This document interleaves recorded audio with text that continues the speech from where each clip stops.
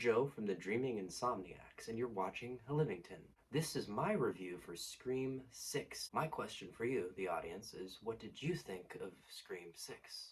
Let's get to it. So fair warning, this is going to be a spoiler review, so if you haven't seen the film, click off now, watch the film, and come back to this review. So my first pro of the film would be the different type of opening with the ghost face fake out. You don't normally see something like that where there's a killer revealed within the first 5 minutes of the movie, and it turns out that they're not even the main killer. I thought that was super cool. Something different and inventive.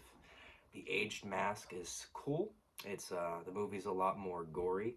There is decapitation. There is way more blood than any other Scream movie, so I'll give the gore a plus here. Next would be the cinematography. It is fantastic. They really made Canada look like New York City, so much so that if you watch Zach Cherry's Who Killed Who in Scream 6, they even got the street names and the locations in which the area it takes place is in proper. So really interesting for somewhere that was filmed up in Canada.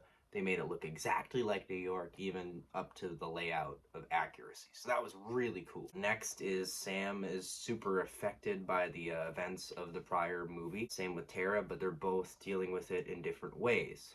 Sam is trying to face it head on, even though she's living more isolated and trying to keep her new relationship a secret from everyone else.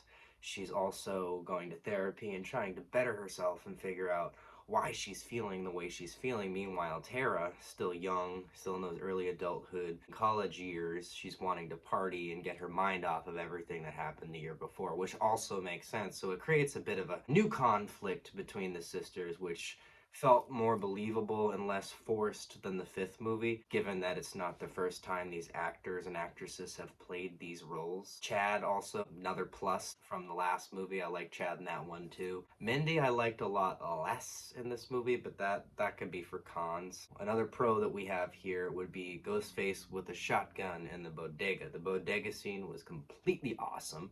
It was definitely something different.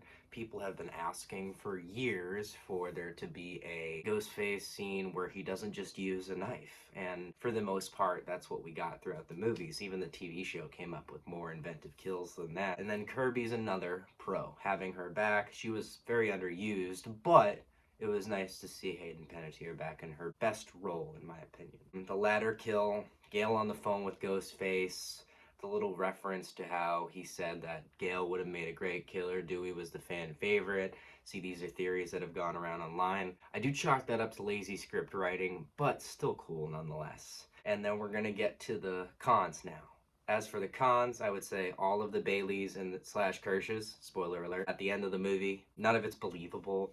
The acting's pretty bad, and I love Dermot Mulroney. He's fantastic in Shameless, and he was great in Scream 6 until the last 10 minutes where the script called for him to overact. And I just didn't feel like it was believable.